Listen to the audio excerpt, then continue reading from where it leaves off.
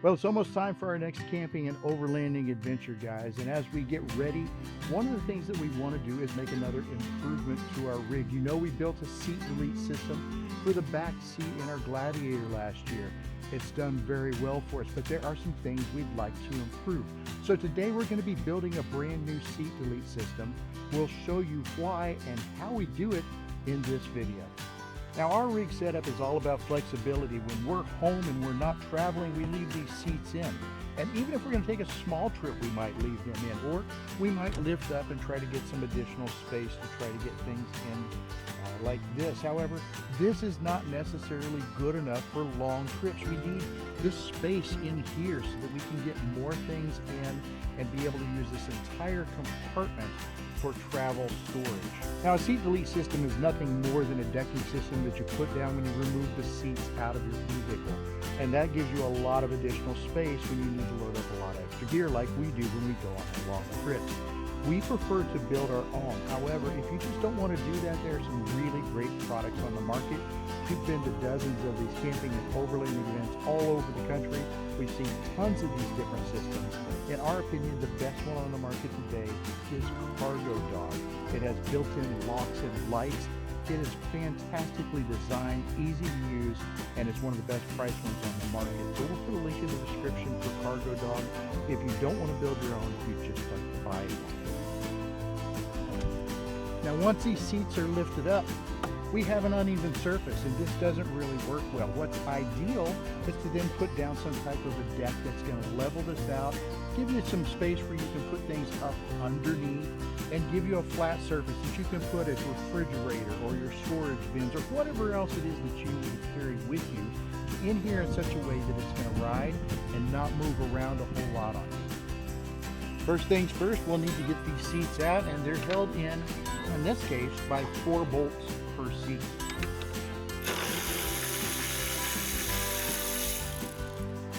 I'm going to pull these out and save them because I want to use these same bolts to act as the anchor for the deck system that we're going to build.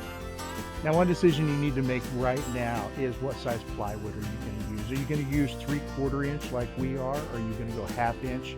Maybe you even go 1/4. Now, I wouldn't recommend 1/4 inch. You need to have some thickness to this to be able to hold some weight. But everybody's build is a little bit different. Make this decision now. Now, I made this decision based off the size of the anchor bolts that I'm going to be using. This bolt is long enough to allow me to get through the board and still have some bite on the other side. And I know now from experience that this works well for me. But look at your rig, look at how you're set up, make this determination, do it now.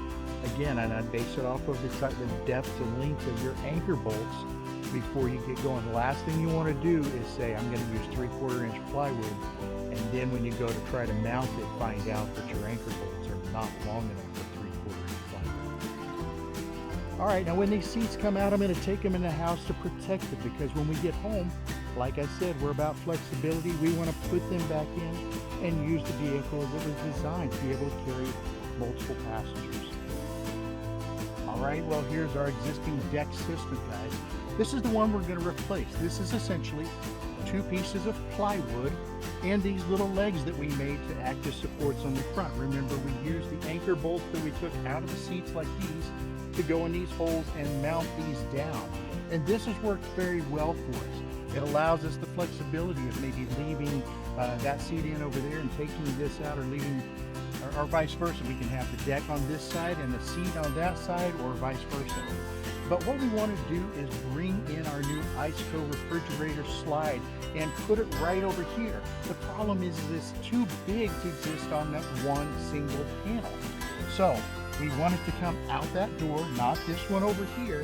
If we're going to do that, what we really need is one big single panel that we can then mount that refrigerator slide to and slide it in and out the door. That's the goal of this new deck system, is additional flexibility. On those longer trips when we know that we're going to have both seats out and we want the refrigerator slide, we can now use that new deck system. We'll hang on to this one, but we'll have that new one that will allow that flexibility for the refrigerator slide. Again, we'll keep this, and on those trips where we aren't going to be gone for weeks or months at a time, something like this will work perfect. All right, now this is a good time to talk about the tools that you're going to need for this. Now, I needed a socket set to get the seats out of the vehicle. Obviously, you're going to need some type of a tape measure or something so that you can make sure that you're building a deck to size. I'm going to use just a regular hand saw here to cut it to size. Then I'll use a drill to make some holes in this so that I can get those anchor bolts down and in. Now I've got some extra carpet left over from our last deck system. We'll have to take a look and see if I've got enough to do this one. And when you put that on, you're going to want some type of a glue or maybe just staples to hold it in place. Aside from that, the only other thing that I might need is some wrenches and stuff to tighten the bolts down on the slide that we're going to put in for the refrigerator system. If you're not doing that, obviously you don't need that. The only thing left would be some eye and ear protection so that I can get to work on this and do it safely.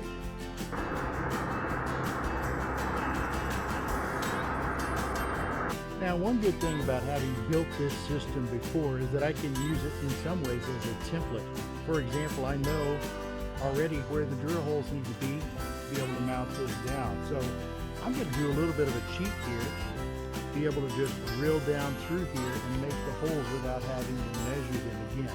Obviously, if this is your first time building the system, you're going to need to get in there and measure. It's a quick and easy thing to do. But let's take the cheat where we can get it, right? All right, now before you do anything else, take it from me, you want to put this in and make sure that everything is good before you go any further.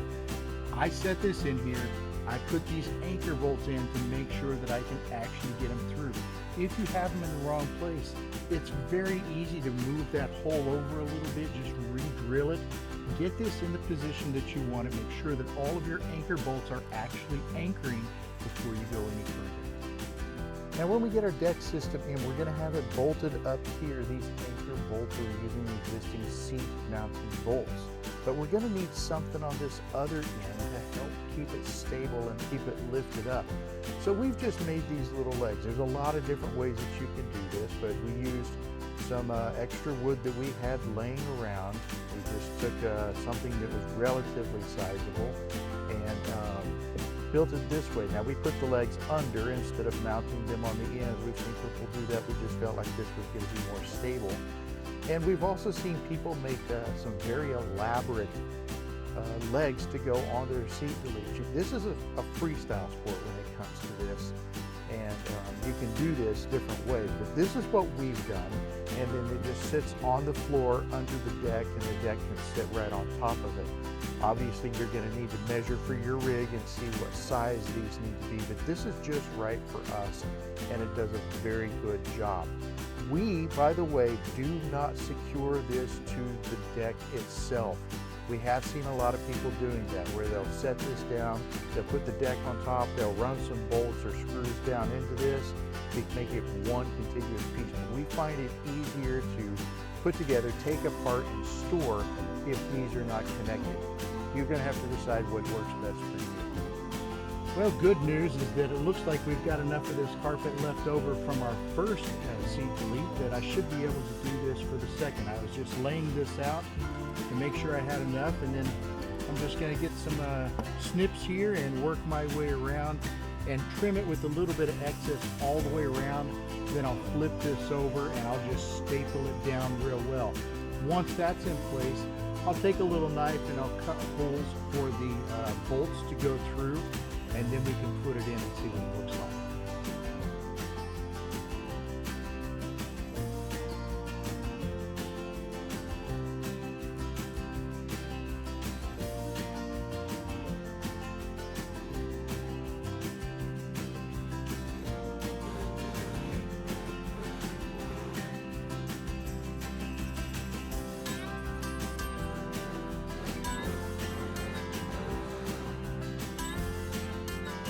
All right, guys, there you go. The quick and easy, simple seat delete that you can build yourself in an afternoon without spending a ton of money. This is very solid.